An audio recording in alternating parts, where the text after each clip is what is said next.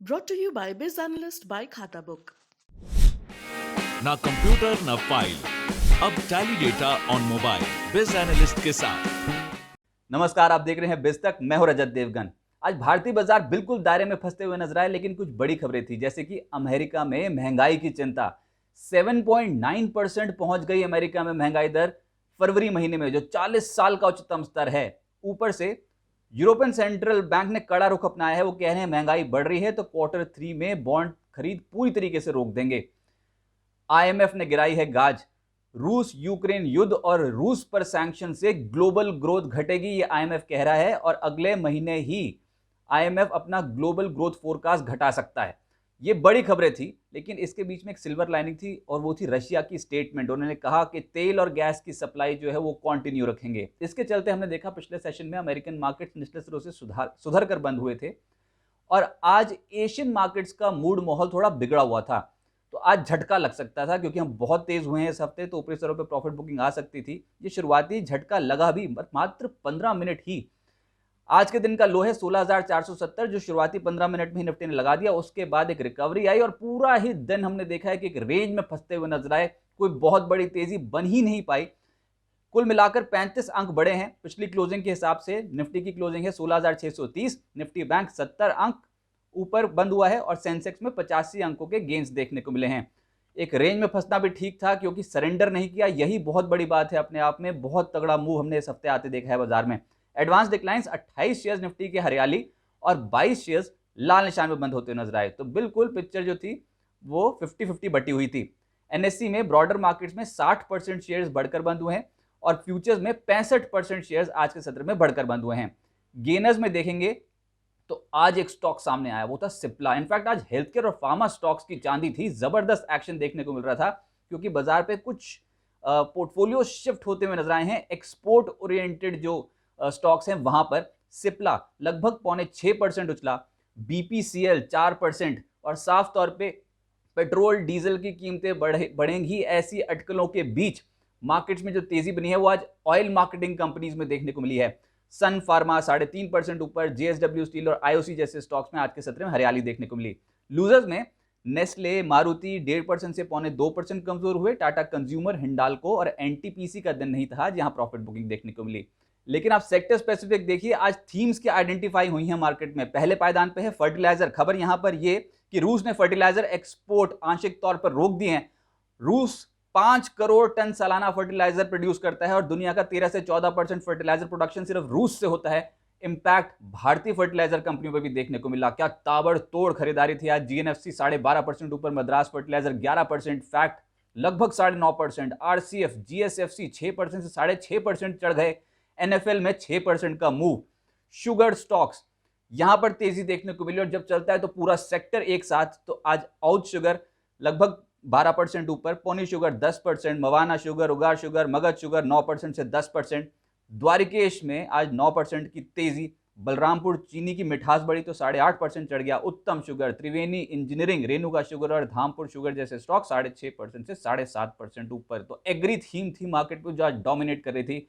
एक और तबका जो हाल फिलहाल में नहीं चला था और आज चल गया, वो थे पेपर स्टॉक्स। जोरदार तेजी के बीच ओरिएंट पेपर 14%, जेके पेपर 12.5% से ज्यादा का रिटर्न, वेस्ट कोस्ट पेपर 8.5%, एस्टर्न पेपर 8.5%, मल्लू पेपर 8%, रुचिरा पेपर्स, इमामी पेपर, तमिलनाडु न्यूज प्रिंट और स्टार पेपर में जोरदार तेजी आज के सत्र में दर्ज हुई है।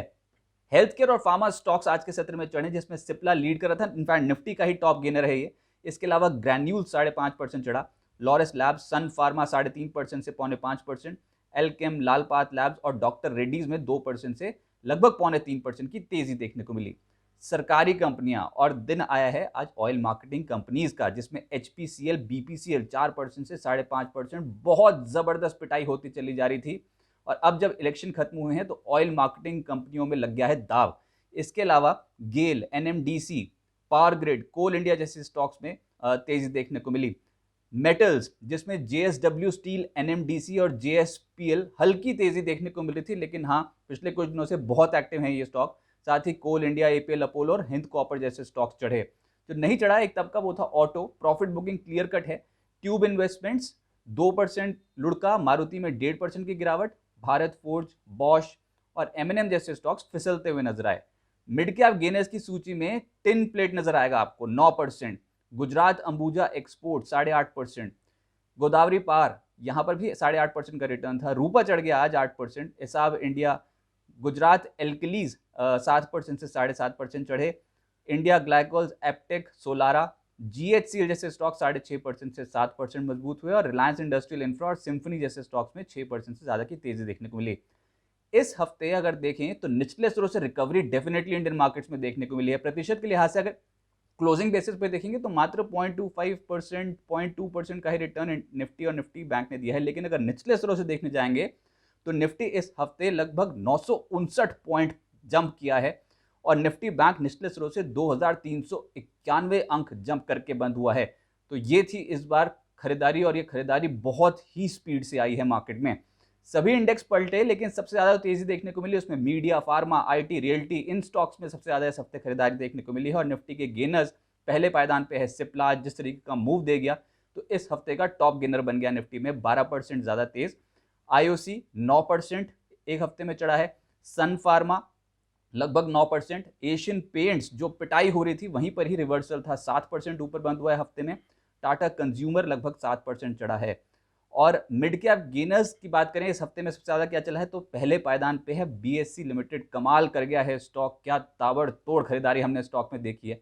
52 हफ्ते की ऊंचाई पर है, 29% का गेन एक हफ्ते में। IOL केमिकल 23% चढ़ा है, गुजरात अंबुजा एक्सपोर्ट 21.5% एक हफ्ते में चढ़ा है, HEG 21%, GSFC 18% से ज्यादा, JK पेपर एक हफ्ते में 17%, बलरामपुर चीनी और IGL जैसे स्टॉक्स 14% से 16% मजबूत होते हुए नजर आए।